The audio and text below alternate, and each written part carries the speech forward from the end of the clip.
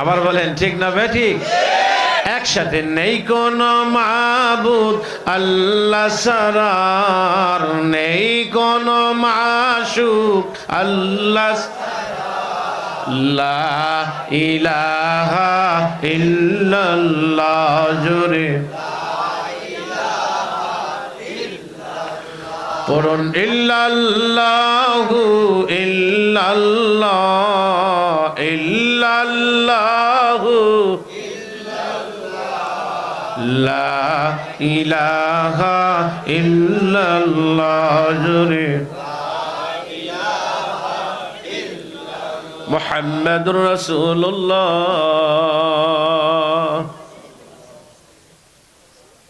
জনাব সাহেব সদর, ঐতিহ্যবাহী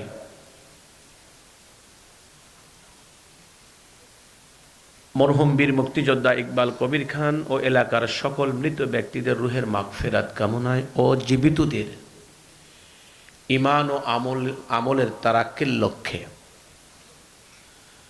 ঐতিহাসিক দ্বিতীয় বার্ষিক তাফসীরুল কুরআন মাহফিলের সবার মধ্যমণি পরম শ্রদ্ধেয় শ্রদ্ধাভাজন সম্মানিত সভাপতি, জাতির শ্রেষ্ঠ সন্তান বুজুর্গ হযরত উলামায়ে কেরাম, বিভিন্ন অঞ্চল ও মহল্লার এরিয়া থেকে আগত সম্মানিত সুধী, পিতার পিতৃতুল্য পরম শ্রদ্ধেয় শ্রদ্ধাভাজন মুরব্বিয়ানে আযম, আগামী দিনের এক সোনালীর সমাজ গড়ার দীপ্ত কাফেলা ইসলামী সিপাহসালার সম্মানিত যুবক ভাইরা, পর্দার অন্তরালে পর্দারতা আমার সম্মানিতা কলিজার টুকরা মায়েরা, সর্বাগ্রে জানাই আলিশানে দরবারে শুকর যে রব, যে মালিক, দিনের নিসবতে ওলামা হজরতের সহবতে তত্ত্ব সমৃদ্ধ ক্লাসপূর্ণ দিনের অতীব জরুরি দিনই কিছু দিক নির্দেশনামূলক কথা বলা ও শোনার তৌফিক দিলেন ওই মাবুদের দরবারে শুকর। সকলেই একটু জবান খুলে পড়ে নি আলহামদুলিল্লাহ। আবার বলুন, আবার বলুন, চেহারাটা একটু হালকা উপর দিকে দিয়ে বলুন আবার বলুন মাশাআল্লাহ। কয়বার বলছি? পাঁচবার। মূলত আমার মন চাইতেছে যে শুধু ওয়াজের পরিবর্তে আপনাদেরকে নিয়ে ফজর পর্যন্ত এই জায়গায় বসে বসে কালেমাত শুকরি পড়তে থাকি। প্রশ্ন করবেন তাহলে ওয়াজ করবেন কখন? আর পড়তে চাইলেন কেন? পড়তে চাইছি বেশ কিছু কারণে, তার মধ্যে যদি দুই একটি কারণ আমি বলি আপনারাও বলবেন হ্যাঁ হুজুর ওয়াজ থাক, শুধু কালেমাত শুকর চলুক। বলে এক নম্বর কারণ হলো আজকের এই মাহফিলের মাইকিং, পোস্টারিং, ব্যানার, খবর আকবার বিভিন্ন জনের কর্ণকুহুরে পৌঁছেছিল। অনেক আল্লাহর বান্দার আসার সুযোগ ছিল, এখনো আছে, আসতে পয়সাও লাগে না। সুযোগ থাকা সত্ত্বেও এই মাহফিলে আসতে পারে নাই। আপনারা যারা আসছেন আপনাদের চলে যাওয়ারও সুযোগ আছে, চলে গেলে কেউ বাধা দিবে না, জোর করেও রাখতে পারবে না।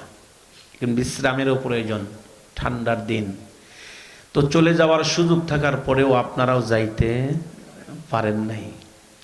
তারা আসতে পারে না আর আপনারা যাইতে পারেন না। বলুন তো ওই দুই শ্রেণীর মানুষের মধ্যে পার্থক্য আছে না নেই?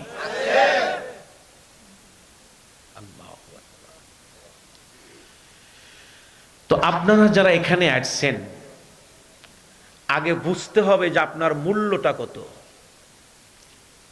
কোরআন হাদিসের দৃষ্টিতে আপনার দাম কত। তা সহজে বুঝবার জন্য আমি শুরুতে একটা মিসাল দিচ্ছি। আপনারা জানেন পৃথিবীর মেহমান যত দামি হয় তার আগমনে আয়োজনটাও তত ভিআইপি হয়, আদর আপ্যায়নটাও কি হয়? ভিআইপি হয়। আমি এক মাহফিলে গিয়েছিলাম, হালকা নাস্তা আমাকে দিয়েছিল, আমি গুনিয়ে দেখলাম তা প্রায় 35 প্রকারের। আমি কইলাম যে এটা কি করলেন? হুজুর এটা হালকা। চিন্তা করলাম হালকাই যদি এই হয় তাহলে বাড়ি কি হবে? তো শেষে আমাকে খাইতে দিল, গুইনা দেখলাম অনেক প্রকার। তো আমি বললাম শিক্ষা গ্রহণ করার কিছু আছে, তো একজন তো এত রান্না করা সম্ভব না। তো ভাই তোমরা এই তো করলে কেন? হুজুর অতি সহজ। আমি আশ্চর্য হইলাম না, আমি দেখতেছি কঠিন, সহজ কারণ কি? হুজুর আমরা এক একজনকে এক একটা দায়িত্ব দিয়েছিলাম, যার কারণে আমাদের সহজ হয়েছে। এত করলেন কেন? খাইতে পারবো? আমরা জানি পারবেন না, তো করলা কেন? বলে খুশি তো হবেন। দেখলাম নিয়াতটা ভালো আছে।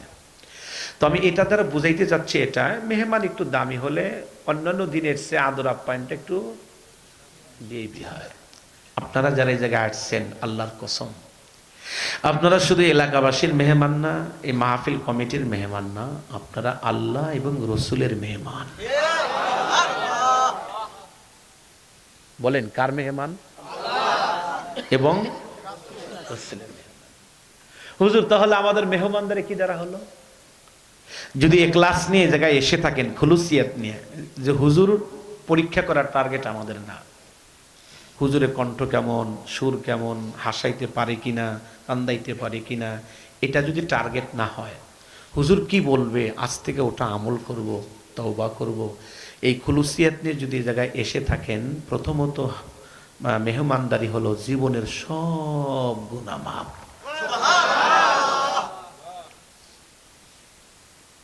শুধু মাপই না, মালিক বলেন যে পরিমাণ গুনাহ করছো ওই পরিমাণ গুনার পরিবর্তে আমি নেক দ্বারা ভরে দিব। আপনারা যারা এই জায়গায় আসছেন, আপনারা সবাই জান্নাতি মানুষ। বলেন আমিন। আবার বলেন, আবার বলেন। আল্লাহ, আমি শুরুতে এদেরকে জান্নাতি বলছি, তুমি আমার শ্রোতাদেরকে জাহান্নামী বানাইয়া কবরে নিও না।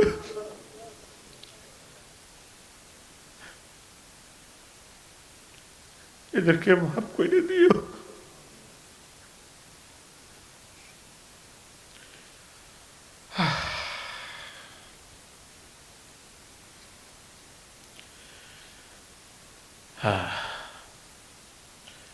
আব্বাজান, গুরুত্বপূর্ণ কিছু মেসেজ নিয়ে আসছি, আমি ধীরে ধীরে বলবো। আমার দিল যেন কেমন সাক্ষী দিচ্ছে মাহফিলটা কবুল হবে। এই জন্য আমার শেখ মুর্শিদ আল্লামা রসুলপুরি বলছেন, ব্যথাওয়ালা দিলের কথা বুঝতে হলে ব্যথাওয়ালা দিল লাগে, কান্নাওয়ালা চোখের কথা বুঝতে হলে কান্নাওয়ালা চোখ লাগে। আজকে তো আমাদের হাসতে হাসতে সব নষ্ট হয়ে গেছে, চোখে আর পানি আসে না। অথচ তোমার আমার নবীর নিজের মুখের কথা, রসুল বলেন পৃথিবীতে যত নবী আসছে তাদের চোখের পানি যদি এক পাল্লায় দাও, আর আমি মুহাম্মদুর রাসূলুল্লাহর চোখের পানি যদি এক পাল্লায় দাও, আমার চোখের পানি সবচেয়ে বেশি হবে।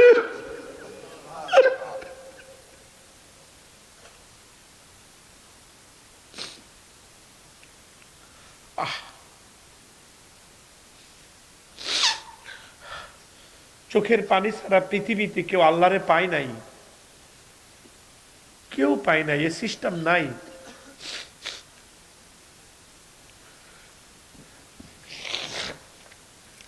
তো আসেন আমি কি বিষয়ে মেসেজ দিব বলেন, একটা টিস্যুর ব্যবস্থা করিয়েন। আমি কি মেসেজ আপনাদের দিব, কোন বিষয়ে বয়ানটা করব, একটু বয়ানটা ঠিক করে নিই।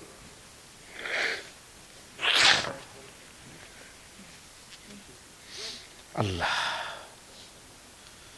আমি কোরআনের সমুদ্র থেকে আপনাদের সম্মুখে একখানা আয়াতে কারিমা তেলাওয়াত করছি। খুব ঠান্ডা মাথা, হুজুর সুর দিবেন না? একটু পরে, সুর আমার নাই, তবে যা আছে আমি ওই নিয়েই চেষ্টা করব, তবে এখন না, একটু পরে। আমি যতক্ষণ থাকি, থাকবেন তো ইনশাআল্লাহ? ইনশাআল্লাহ। কে কে কে কে কে কে একটা তাকবীর যত বলো না।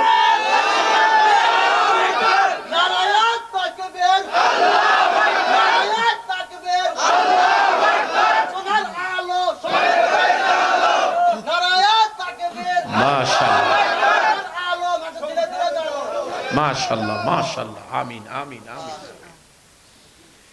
খুব গুরুত্বপূর্ণ একটা ওয়াজ নিয়ে আসছি আজকে, আর গুরুত্বপূর্ণ হবেই না কেন? আল্লাহর কথা কোনটা গুরুত্বপূর্ণ না? আমি যে আয়াতে কারিমা তেলাওয়াত করেছি সূরাতুল ইউনূসের ৬২ নম্বর আয়াত। একটু বলেন কোন সূরা, কত নম্বর আয়াত? কোরআন শরীফে মোট ১১৪ খানা সূরা আছে, একটু বাড়াইয়া দিও, আগে যেরকম ছিল এরকমই বলেন। কোরআন শরীফে কতখানা সূরা? সবচেয়ে বড় সূরা হলো সূরাতুল বাকারা। যদি একবার কোনো বাড়িতে তেলাওয়াত হয় ৪০ দিন সে বাড়িতে শয়তান ঢোকে না। কি কোরআনের ক্ষমতা আছে না নাই? কোরআনটা হলো মহা মহা প্রতিরোধক, অ্যান্টিবায়োটিক, সকল প্রকারের ভিটামিন A to Z নিহিত। ওয়ানুনাজ্জিলু মিনাল কুরআনি মা হুয়া শিফা। সুবহানাল্লাহ কইলেন না? আহা, অথচ কোরআন আমাদের সামনে, ঔষধ আমাদের সামনে, অথচ আমরা রোগী। কি আমরা কি রোগী? রোগী হওয়ার কারণ হলো ঔষধ আছে, সেবন করি না। ঔষধ আছে, কি করি না? সেবন করি না। তো এই ৬২ নম্বর আয়াতে আল্লাহ একটা গুরুত্বপূর্ণ মেসেজ দিয়েছেন আমাদের। কি মেসেজ দিল আল্লাহ দেখি একটু। মেসেজ কাহাকে বলে? আমি যতটুকু বুঝি মেসেজ বলা হয় কোনো ব্যক্তির পক্ষ হইতে কোনো ব্যক্তির কাছে বিশেষ বার্তা পৌঁছানো, বিশেষ খবর পৌঁছানো। এই জন্য দেখবেন অনেক সময় বিভিন্ন সিমের কোম্পানিগুলি আমাদের অফার দেয়, মেসেজ দেয়। তবে আমি যতটুকু বুঝি যে কোম্পানি যত মেসেজ দিক, তবে কোম্পানির লস করে কখনো গ্রাহককে অফার দেয় না। তারা আগে অঙ্ক কষে যে কি করলে আমার লাভ হবে, এরপর গ্রাহকে। তো গ্রাহক খুশি হয় কেন? ব্যবহার করাই লাগবে, অতএব এটাই গ্রহণ করি, এই জন্যই গ্রাহক নাচে, অথচ মূলত লাভ। কিন্তু আল্লাহ তাআলা আরশে আজিম থেকে আমাদেরকে যে মেসেজ দিয়েছেন সব বান্দার লাভ। বলেন সব কার লাভ? এইরকম মেসেজ একটা দুইটা না, আল্লাহ তাআলা আমাদেরকে ৬৬৬৬টি মেসেজ দিয়েছেন। তার মধ্যে একটা মেসেজ সূরাতুল ইউনূসের ৬২ নম্বর আয়াত। দেখি কি মেসেজটা দেয়। এই আয়াতের মধ্যে আল্লাহ তাআলা বলেন, হে দুনিয়ার तमाम মানুষ তোমরা শোনো, এক শ্রেণীর মানুষের কোনো ভয় নাই, কোনো ডর নাই, না দুনিয়ায় না আখিরাতে। বলেন কয় শ্রেণীর মানুষের? বাজান কোরআনের ভাষায় তাদের নাম হলো আল্লাহর ওলি। সুবহানাল্লাহ। আলা খবর দেয়, জেনে নাও, ইন্না নিশ্চয়, আউলিয়া আল্লাহি যারা আল্লাহর ওলি বন্ধু, লা খাউফুন এদের কোনো ভয় নাই, ওয়ালা হুম ইয়াহজানুন এদের কোনো চিন্তা নাই, এদের কোনো পেরেশানি নাই। আয়াতের শেষে বলেন কোথায়? ফিল হায়াতিদ দুনিয়া ফিল আখিরা, দুনিয়ায়ও না আখিরাতেও না, অর্থাৎ দুনিয়ায়ও না কবরেও না আখিরাতেও না। কাদের ভয় নাই বলেন তো দেখি? আল্লাহর যারা ওলি। বলেন বলেন কাদের ভয় নাই? বলেন কাদের ভয় নাই? তাহলে এই আয়াত দ্বারা বোঝা যায় যারা আল্লাহর ওলি না তাদের